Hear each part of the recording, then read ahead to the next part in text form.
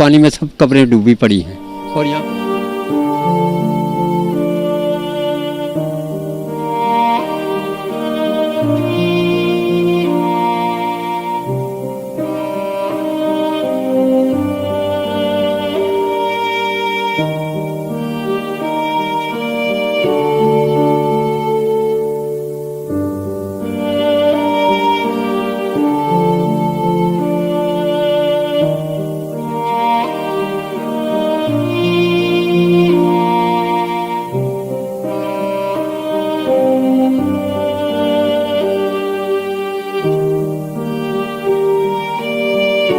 दरअसल इस कब्रिस्तान में जो भी मसले मसाला पहले भी मीडिया वालों को बताए गए हैं, लेकिन कोई भी मीडिया वाला इस तरफ रुख करता ही नहीं है। थोड़ा सा तस्वीरें लेके चले जाते हैं, उसके बाद वही की वही कहानी रह जाती है।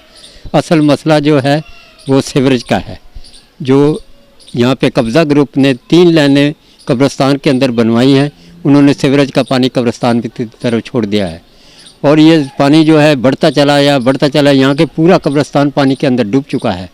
झाड़ियाँ इतनी हो गई हैं कि इंसान निकलना मुश्किल है। कब्र तो क्या, कब्र ढूंढने वाले ढूंढते रह जाएंगे, लेकिन पानी में सब कब्रें डूबी पड़ी हैं और यहाँ कोई देखने वाला नहीं है, कोई आने वाला नहीं है। इंसान आखिर मरते हैं तो इसी कब्रिस्तान में आएंगे, लेकिन किसी को कोई खबर ही नहीं है, कोई पूछने वाला ही नहीं है। बड़े से बड़े लोग आए, आके राउंड लगा कर चले गए। किसी ने भी तफसीलन इस मामले पर आज तक कोई रुजू नहीं करा। बड़े से बड़े और छोटे से छोटे लोग बस आके चले जाते हैं और तस्वीरें ली, बनाई, चले गए, लेकिन कोई भी काम यहाँ पर नहीं होता। असल वजह यह है, जो ऊपर रोड है, रोड पे से एक पाइपलाइन गया हुआ, उसमें से सीवरेज लाइन लोगों ने पानी के पीने के लिए पूरे मेर अली की लाइनें गई हुई हैं और पूरे कब्रिस्तान के अंदर से ये लाइनें गई हुई हैं और भैंसें भी इस कब्रिस्तान में आती हैं और जैसे ये भैंसें इंटर होती हैं तो उनके पाँव से ये पाइप जो टूट जाते हैं, वो इसी तरह पानी बहता चला जाता पानी के अंदर और मज़ीद बढ़ता चला जाता है। इसके बाद फिर पहाड़ी का पानी जितना भी बारिशें होती हैं वो सारा इधर ही आता है। मेर अली ने जो सीवरेज का पानी आगे जाता था वो बंद कर दिया है और ये पानी वहीं का वहीं मौजूद रहता है, उसको निकासी का कोई रास्ता नहीं है। लोग क्या करेंगे, मजबूरन यहाँ कब्र खोदना भी मुश्किल हो गया है। और जो मसले मसाइल तो है, अंदर आना ही मुश्किल है, लोग अंदर दाखिल ही नहीं होते। इतना पानी, इतना सीवरेज, इतनी गंदगी हो चुकी है, घास इतनी बढ़ चुकी है। इस घास की वजह से मज़ीद जानवर भी अजीब किस्म के यहाँ पे पाए जाने लगे हैं और फिर ख़ास तौर पे चोरों और डाकुओं की ये रहायशगाह बन चुकी है।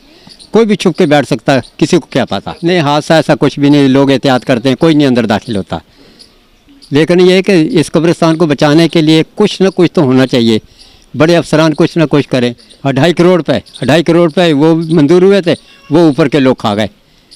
अब वो इस पर अगर ख़र्च किए जाते तो शायद जो पानी इधर आ रहा है उसकी बचत होती। और 4 एकड़ की ज़मीन के अंदर ये कब्रिस्तान फैला हुआ, बड़ा कब्रिस्तान, कोई छोटा कब्रिस्तान है, कदीमी कब्रिस्तान है। ये मोहम्मद बिन कासम के ज़माने का ये कब्रिस्तान है, जिसकी कोई पूछ नहीं हो रही, कोई इसकी खिदमत नहीं की जा रही। बस आते हैं लोग, चले जाते हैं, फातिहा करके निकल जाते हैं। ये बहुत पुराना कब्रिस्तान है, इसका देखभाल होगी तो ये सही रहेगा, नहीं तो इसका तो बेड़ा गर्क हो गया। समझे, पानी के निकासी ये वो सब पानी इधर ही आके, कब्रें सारी बैठ गई हैं नीचे। अब इसका पुरसान हाल नहीं है। वो घास तो यही तो मैं बता रहा हूँ कि इससे कितने नुकसान हो रहा है। कब्र के ऊपर पानी भर रहा है, बैठ रही हैं सारी कब्रें, ओपन हो चुकी हैं। घास इतनी ज़्यादा है कि इंतहा से ज़्यादा घास है। समझे, पता ही नहीं चलता कहाँ है गड्ढा है, कहाँ है कुछ है। कब्रें ही नहीं दिख रही हैं, देखा जाए तो सारी कब्रें तो ढक चुकी है, जंगल बन गया है ये।